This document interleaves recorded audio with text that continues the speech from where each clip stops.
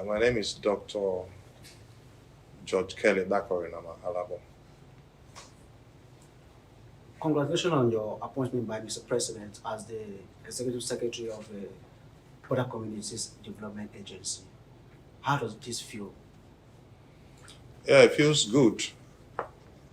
For me, I feel I've moved on to a wider horizon from service to River State to service to the country. And for me, it's a new and exciting experience. I want to use this opportunity to thank the President and Commander-in-Chief, Armed Forces, Federal Republic of Nigeria, President Bola Ahmed Tinubu, GCFR, for finding me worthy of the position. I also want to thank my leader, Chief Barrister Nyesom Ezewonwike, the Minister of FCT, for nominating me.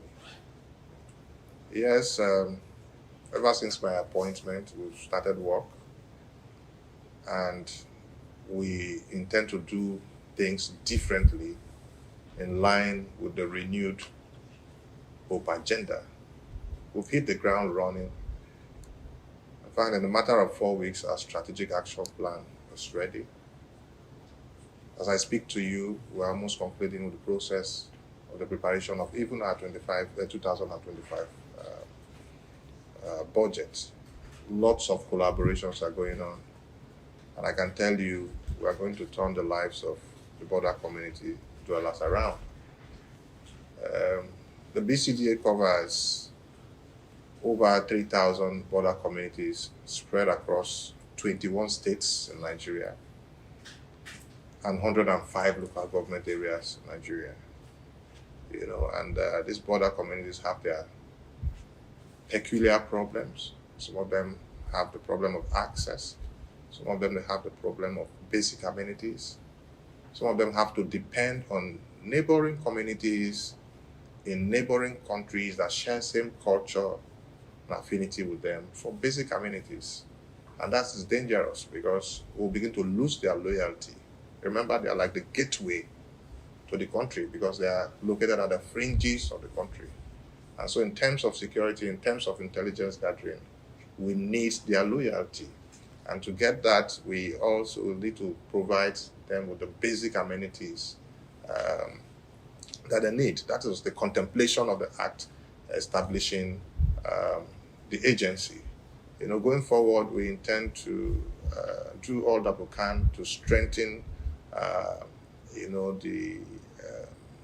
the legal and legislative framework in establishing the agency so that we'll position ourselves in a way that we can reach out to the border community dwellers more. They'll feel our impact more.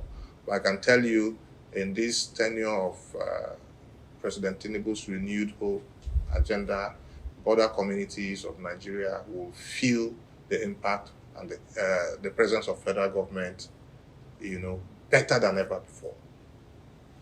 Okay, still talking on issues that concern the federal government and coming back to your hometown, River State. I think we just left some few weeks back. There have been these insinuations that. Sorry, can we have a follow up on that? Yes, I wanted to. It will not be out of place for us to find out from you. Having just got into office, some of the challenges what are the things you've experienced firsthand in office, and I know you must have taken time to go around the country and find out one or two areas of interest, conflicts that communities, states, and all that are having. We just want to find out from you to what extent so far you've been able to attend to them and the plans you're having to make sure that some of these gray areas, interstate and even at community levels, are attended to. Okay, let me add this too. How did you meet the board? Because you said something that you are moving, you are moving to a greater height. How did you meet that board and where it is today?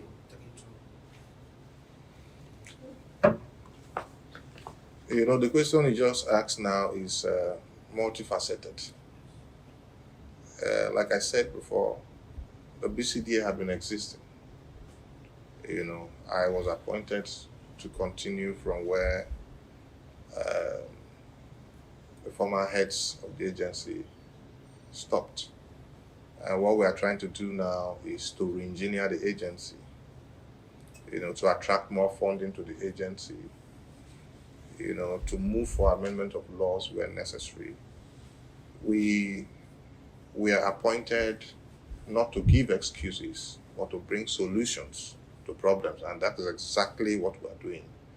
Irrespective of budgetary constraints, we are already making our impact felt in border communities. For instance, a few weeks ago, we got an emergency call from some communities in Ondo State where we had cholera outbreak in some border communities. We didn't waste time. It was a weekend. We had to intervene very speedily, and certain projects are going on there right now. And in 3 weeks or less, we would have delivered those projects. Those are the kind of speedy interventions we are going to be carrying out from time to time in border communities, because they are our concern. That is the jurisdiction of our mandate, and so we must ensure that they have it, much better this time around. Are you okay? How supportive is the Mr. President to ensuring that your job is made easier and you are achieving your goals?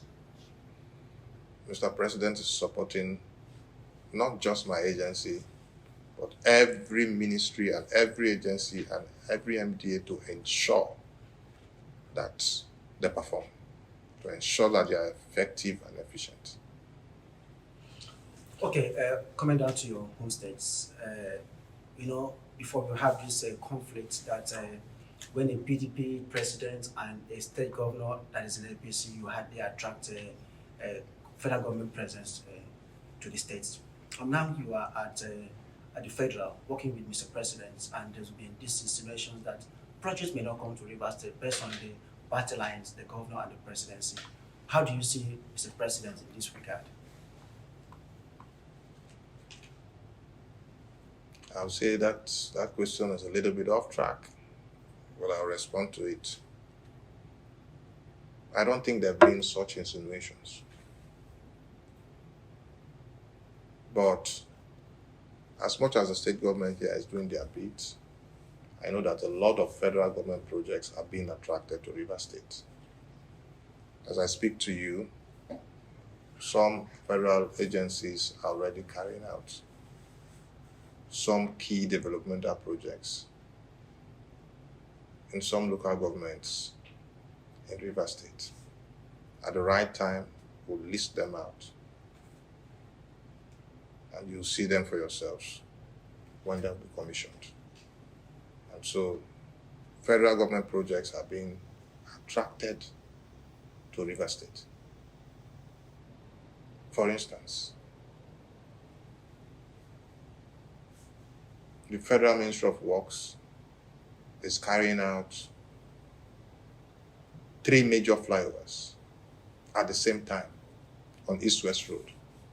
One to be located at Akbajo, one to be located at Refinery Junction, and one to be located at Onne Junction. At the same time, the whole stretch of that road from OMA Junction to the Onne Junction is being rehabilitated. I think what they are doing there is a rigid or composite pavement, and so it's going to stand the test of time.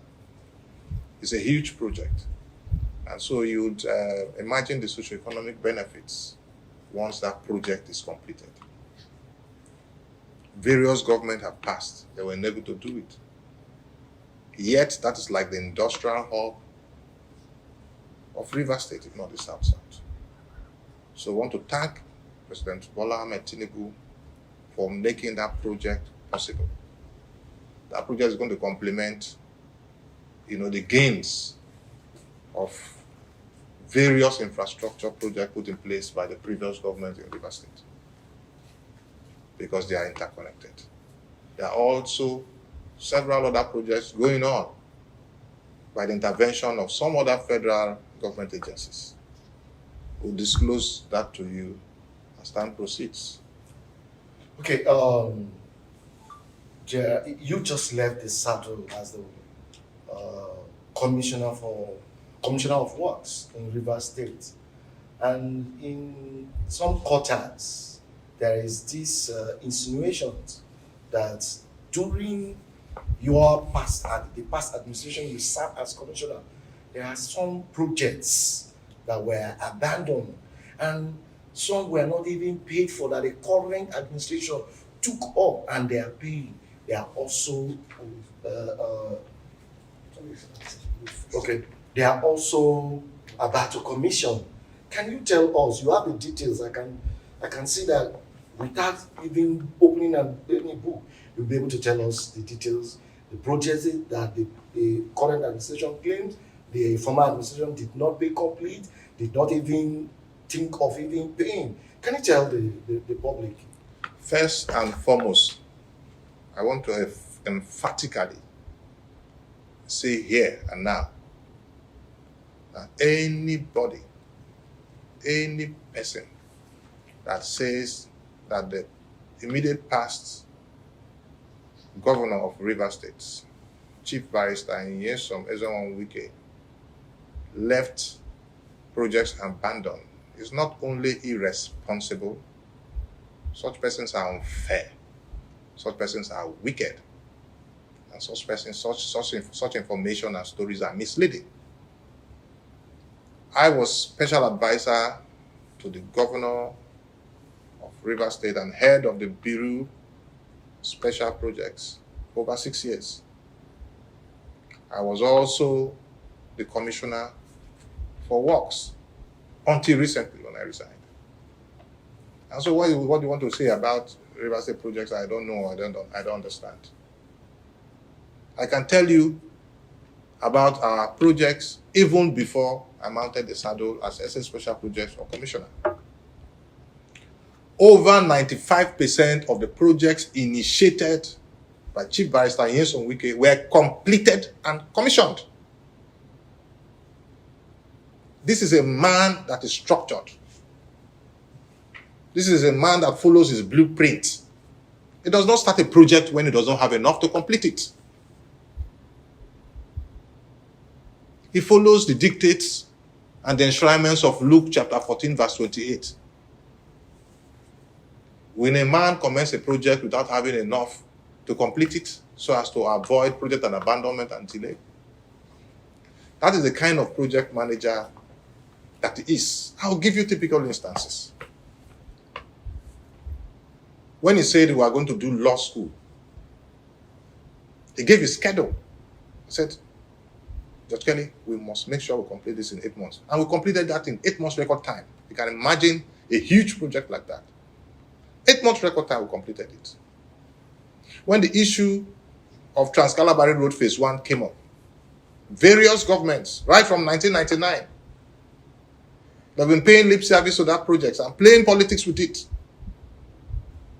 And he sat down with a few of us and said, look, which of the phases can we complete within 2-3 years, within our tenure? And we said, sir, alignment E tallies with your budget and it's achievable. And he swung into action and awarded to Lubric. We've commissioned that project. The Emoa Calabari Road, which terminates at Abalamakema Junction, it's a federal road. The initial contemplation was for the road to be rehabilitated, minor repair works. I was commissioner then. He had released the money for the minor repair works, which was about 450 million.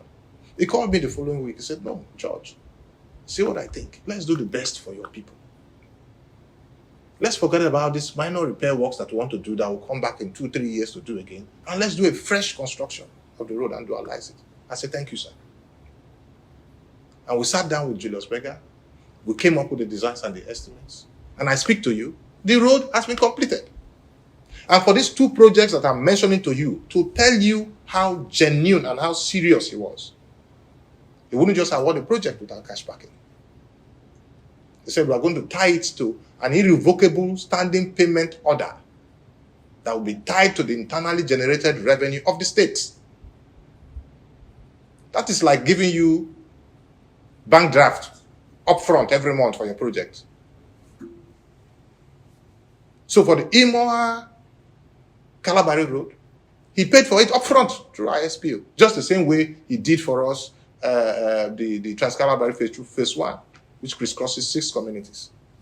Since 1999, which governor has given us this kind of infrastructure project? Which governor has done a road for us since 1999? And then you tell me as a Calabari man that you not appreciate this man. So nobody should take credit for these 2 projects. He owns the credit. But the current administration said 70% of the money came to them. Big lie.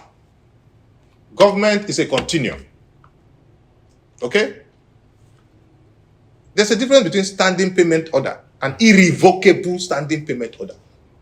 Once an irrevocable standing payment order is given concerning the account of a state government account, you cannot turn it. So he has paid for it upfront. He has secured the payment so that another government cannot come and say, no, we'll stop paying for it. So he owns the credit, 100%. There's nothing anybody can tell me about it. If you want to initiate your own project for the Calabari people, go and initiate it and complete it, let's see. Initiate it and complete it, let's see. If you want to do phase 2 of the Trans-Calabari Road, we welcome it. We need more, even phase 10. But start it and complete it within record time. And ensure, if you have one tenure, complete it within that tenure. If you have another tenure, complete one within that tenure. Don't do half and say you complete within the other tenure. Because the other tenure is in God's hands. You just left as a commissioner for works, and Yes. I'm sure you are abreast with the contractor of a Bori internal road. Can you tell us who is the contractor for that project? Yes, I'll tell you that. Let me finish talking about this one. They said he abandoned projects. Let me tell you. Let me start from his first tenure. He started with Operation Zero Pothole. He cleared all the potholes in Port Harcourt. That was 2015. He moved on to town. From Burikiri up to town. He reconstructed all the roads. He moved on to my one. You see, our people forget so soon. He reconstructed all the holes in my one. He moved on to D-Line, the same thing. He moved to GRA, the same thing. This was before the flyover started. I started flyovers 1. Do we have traffic in Port Harcourt again? From flyovers 1 to flyovers 12. Flyover 11 and 12, remember, was completed in record 10 months. This administration has stayed for about 11 months. What was 12? Okay, this administration has stayed for about 11, going to 12 months. I just want to exemplify something. Law school was completed in 8 months. Flyovers 11 and 12 were completed in 10 months. The Indorama Road, which is about to be commissioned, was completed in less than 10 months. Alode One Road was completed in the last administration in less than 10 months. Alode Internal Road was completed in 8 months. And several other projects.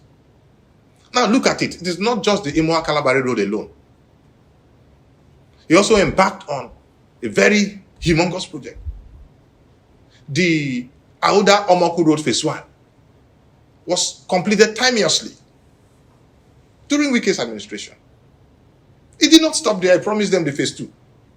The Phase 2 is on. And he paid Julius Berger again through ISPO, Irrevocable Standing Payment Order. So will you not give him that credit? Who initiated it? It's not like I paid 30% and another government is coming to pay 70%. No. You paid through Irrevocable Standing Payment Order. Whether they like it or not, that money must be deducted from source. So he has secured the project already. That is what it is. It's like wanting to buy a house. I said, I don't want to pay advance payment. I said, I'm paying you all, but be cutting so amount from my salary every month. So he paid for the project, so nobody can come and tell me or take credit for what he did. Initiate your own and take the credit for it. So I stand to be corrected. And I have my facts and figures here, extemporaneously, even without paper. Project to project, I'll tell you how much we paid, the dates we paid them. So 95% of the projects were completed. The few that were left, maybe the few emergency projects that came few weeks before he left. And for those ones, he paid mobilization fees. Give you another instance. The Andoni Unity Road, for instance. The Ogoni Opobo Andoni Unity Road, for instance. The Opobo stretch of it was completed during Governor Wike's tenure. The Andoni stretch of it had issues. Immediately after Wike's tenure, it was terminated, and I think it has been completed now. But it should be put on record that the total cost for that project was about 30 billion. Out of the 30 billion, Governor Wike paid 20 or 21 billion. Governor Simfobara paid about 9-point-something billion. That is the truth. So he paid over 20. Today the project is completed. Everybody is happy. So we must get the facts right. He initiated over 150 projects under Ministry of Works and over 84 projects under Bureau for Special Projects. All of them were completed. All of them were completed, except those that had issues and were terminated. But for every project he initiated and gave mobilization fees for, they were all completed. I stand to be corrected. Come with your facts and figures. Come and challenge me, and I'll come with my facts and figures. So let's not be wicked. Let's not politicize these things. The man is an achiever. He's an achiever. He earned the name Mr. Projects, not by mouth, not by politics, but by performance. If you want to get that to that level, you too, go and do your own and earn it. And don't come and badmouth him. It was unfortunate when I got that gist. One of the commissioners, carelessly saying that we can abandon projects. What do you know about Rivers projects? What do you know? What do you know? All right, sir. Just hold on. Contractor for Bori Internal Road. Hold on, please. Yes. Which one? Which one? Can we know the contractor for the Bori Internal Road? Well, I'm not the commissioner for Works, Rivers State, right now. But because Bori Internal Road was awarded when I was there, I know that Bori Internal Road was awarded to Elite Construction Limited. And then Old Bori Road was awarded to CCECC. So I wouldn't know the one you are talking about right now. If it is Old Bori Road, which had just been recently completed, that was awarded by the current administration to CCECC. I remember that time it was Honorable Marcos who came up with the idea that there was need, for the award of that road. And the governor graciously awarded it. And I hear it has been completed and will be commissioned soon. There's one that's not completed, and the governor was so angry the last time. That was last week. He visited, and he said he's going to embarrass the contractor. Yes, I wouldn't know about that. Before you say you will embarrass a contractor, first of all, you've awarded the project. How much have you paid the contractor? What is the percentage completion of the contractor? That is number one. Number two, what did the contractor see about your body language? Are you going to pay him? Are you not going to pay him? Those are the issues. Those are the issues. Number three, when you continue to delay or politicize the payment of a contractor, the cost of materials are increasing every day. At the rates with which those projects were awarded, does it still conform with current day market realities? Those are the realities. I wouldn't know what is going on. I'm no longer a commissioner. But if the contractor is asking for a variation, have you looked at it? Or are you politicizing it? It's to look at the papers and look at the books and not to threaten the contractor. You make the environment conducive for the contractor to do his job. And the contractor will do his job. When I was commissioner, we didn't have abandoned projects. I see no reasons why we'll have abandoned projects now. If you are funding the projects will be completed. Okay, sir. Just to be clarified, you talked about the Trans-Calabar Road, which during your administration you started, your government started the first phase. Now the second phase is out. You didn't really talk about your own stand as an expert in the field. How do you see the project? Was the design for the project already put in place before you left? And then this government is continuing where you people stop in the construction of the Trans-Calabar Road.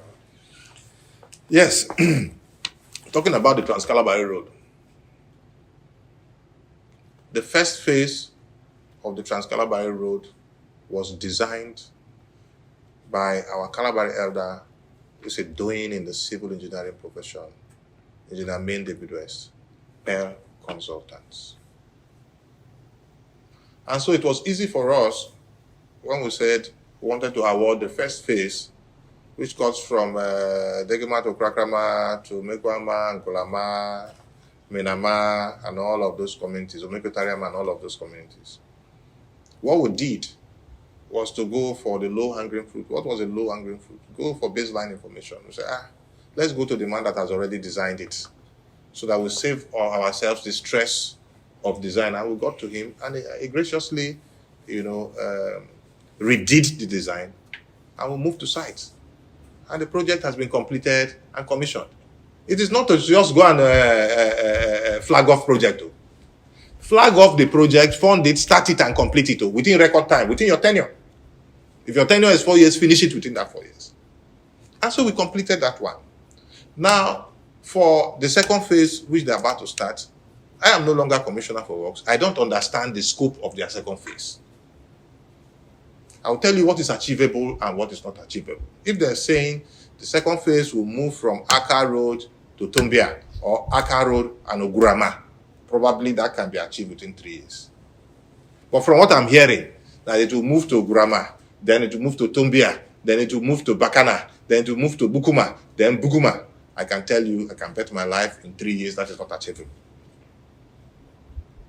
But because before you begin to talk concerning the projects, request to see the design and request to see the work program. What is the work program? What is the work plan? What is the payment plan? Will the payment plan be tied to ISPO, or will it be paid in percentages? If it's tied to ISPO, I can assure you that project will be delivered. But if it will be paid in percentages, there might be cash constraints, because it's a huge project.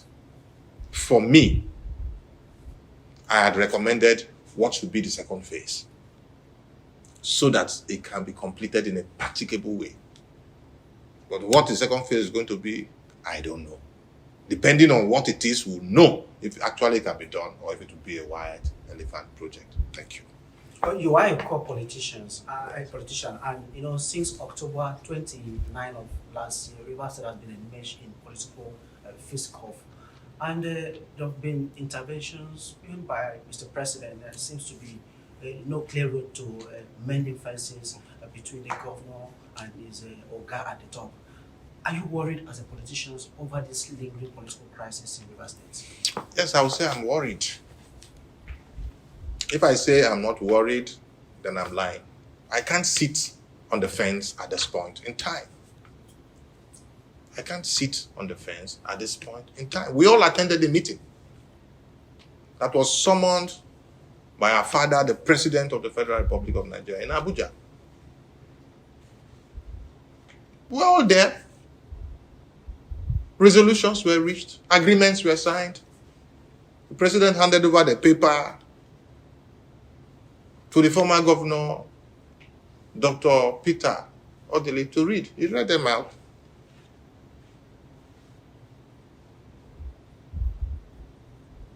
Have these other parties done their part? Yes. Have these other parties done their part? Partially. That is the issue. That's why the issue is ringing. Part of the resolution was that the budget should be represented to the correct House of Assembly. Was that done up till now? No. So if there's no appropriation, if there's no budget, how are you spending? That's my worry. How can I serve in that kind of government? I'll be picked up one day because you have immunity. I am approving projects and signing award letters without appropriation, which is a breach of the appropriation law and the procurement law. I don't have immunity, so I can be picked. Probably that could have been supervising illegality. That was why the president advised, take the budget back to the Rivers State House of Assembly for passage. That was not done. I feel bad because I see a situation where persons are dishonoring the president, and that is not nice. We all have fathers. I watched the video last week where an individual declared the House of Assembly non-existent. In that same video, that same individual said that in Rivers State we don't have elders, that there are no elders again, that they have sold their consciences. Who is buying their conscience now? Because I see elders coming to defend him on TV. So you say those elders have sold their conscience. We don't have elders. Me, I have elders. Oh. I have elders in my community. I have elders in my local government. I have elders in my state. I have elders that are still elders, whose consciences are alive. I have elders and I respect elders. So if you don't respect elders, you will not expect me to follow you to respect elders. I respect elders. It is wrong. It's unfair to look at all the elders who have in Rivers State and say they have sold their consciences. To who?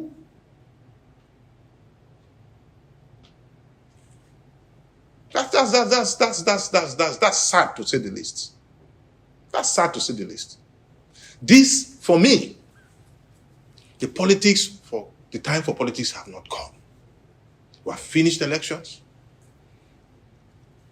We've gone up the way to the Supreme Court. This should be time for governance and not unguarded utterances. This should be time for governance. This is time to focus and work. Maybe later part of 2026, we can start doing politics and jumping over the place. This is time to focus and work. This is not the time to heat up the polity. That is what I think. So some section of the state, of the public, as it were, have this feeling that one of the reasons why the governor appeared to one of some of the laws that the lawmakers have been dishing out, as it were, that when you take a very close look at it, some of these laws, the bills, so to speak, they are anti the progress of the state.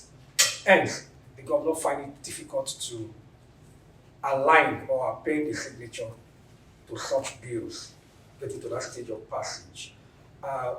From your own point of view, would you say that coming from the Martin Amiole-led House of Assembly, lawmakers have been able to come to terms with the governor vis-a-vis looking at the bigger picture for the state to make better progress, as it were? You see, there is no government that will want to be successful, that will not want to have respect, mutual respect for other arms of government. Separation of powers is simple.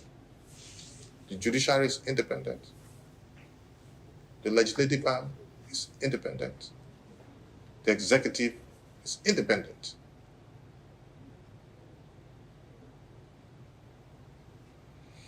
And so, if the three arms of government work together, then you have smooth governance. Have you ever had at the federal level, currently under President Tinubu, where National Assembly is having problem with the executive, or where judiciary is having problem with the executive?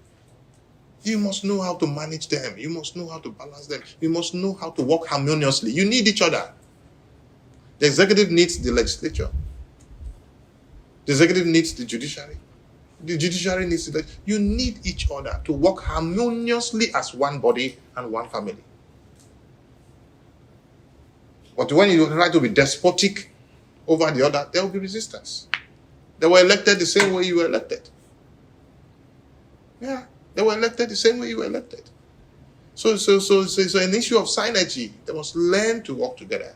Not one arm trying to suppress or oppress the other. That's going to cause chaos. So now that it's very evident and it's clear that we cannot make meaningful progress with this, the tempo or the heated climate we have in the state. What do you think is the way forward to come to truth? The way forward? Prayers. God will help us. God will help us.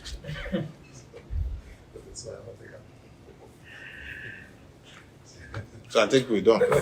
Finally, in the midst of this political fiscal, where does a loyalty lie? No one said they have. No. Let me mention Let it this. go. Let me mention this. When somebody asks me, where does your loyalty lie? Please, I want you to take this. It's almost the most serious question. That is the funniest question you can ever ask me.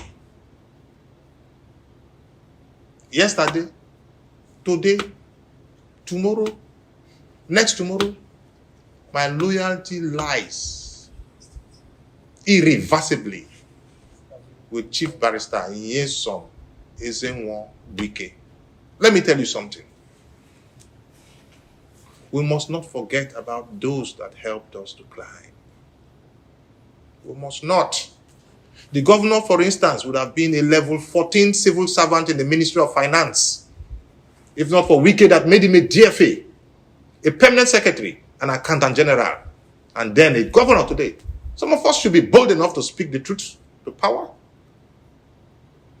I worked in NDDC for over 15 years before I joined the Rivers State government.